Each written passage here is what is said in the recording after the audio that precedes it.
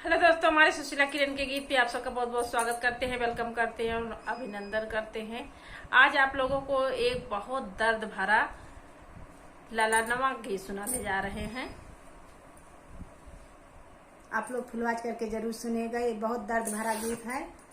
जैसे मने रिश्ता महा जैसे ननद भाभी के रिश्ता महा जैसे भाभी ननद का नाम मानती वही मेलबा उनके विदा हो जाती तो भाई कौन में रह रही उनके साथ है कि वो विदा होता उनके अगुवरत रही कितना जल्दी उनके शादी हो जाए, कितना जल्दी वे अपने घरे चला जाए। जैसे हमारे ये बहनी है किरण बहनी, ये रही एकदम अपने भौजाई के साथ मारे रही उनका नकुरा दम मकई दे रही।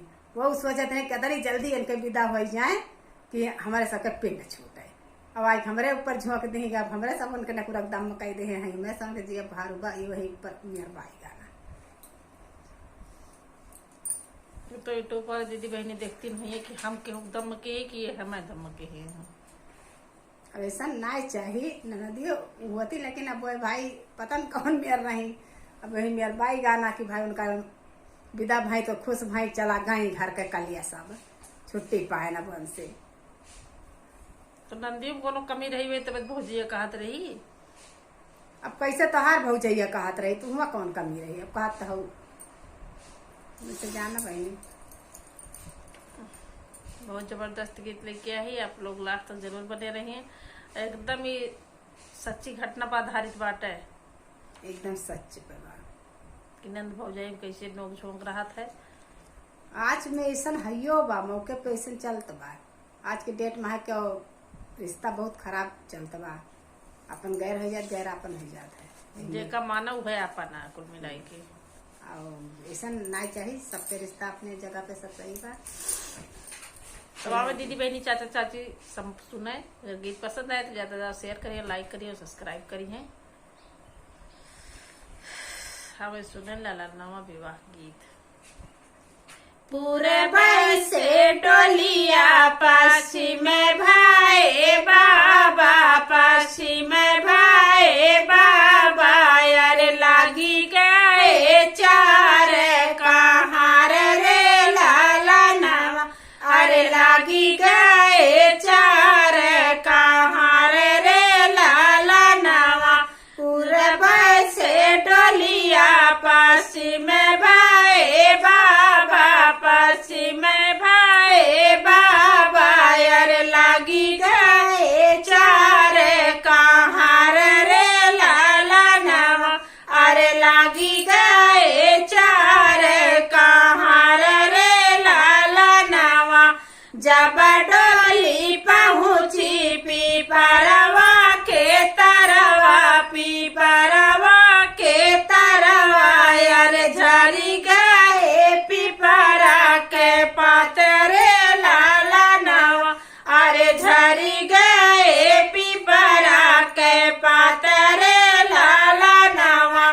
जब डोली पहुंची पीपरवा के तरवा, पीपरवा के तरवा, अरे झरी गए पीपरा के पातरे लालानुमा, अरे झरी गए पीपरा के पातरे लालानुमा।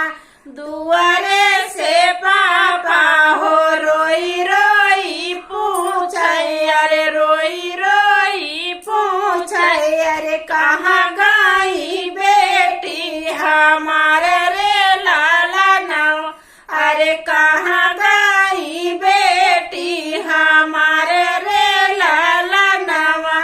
घर में से माई हो रोते के निकर रही, अरे रोते के निकर रही, अरे पापा के लागी समझावे रे लालानुमा, अरे पापा का लागी समझावे रे लालानुमा। तोहरी ही बेटी स्वामी गईली ससुरवा, अरे गईली ससुरवा, अरे चली गई लक्ष्मी हमारे रे लालानुमा, अरे चली गई लक्ष्मी हमारे रे लालानुमा। दुआरे पे भैया हो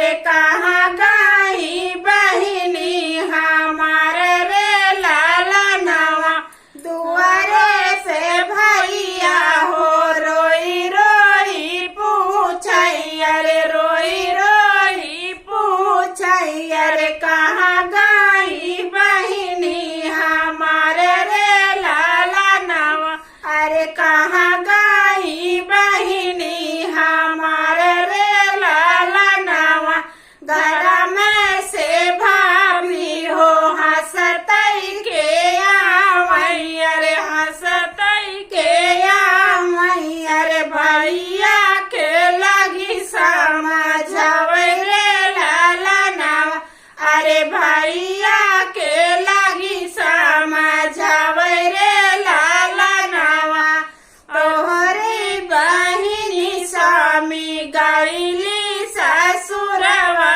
अरे गईली ससुरवा, अरे चली गई बैरन हमार रे लाला नवा, अरे चली गई बैरन हमार रे लाला नवा, हरी बहिनी स्वामी गईली ससुरवा, अरे गईली ससुरवा, अरे चली गई बैरन हमार रे लाला नवा, अरे चली गई बैरन हमार रे लाला नवा, ननदी के रतिया बचल रहे स्वामी, बचल रहे स्वामी, अरे खैया कुकुरा बिलर रे लाला नवा, अरे खैया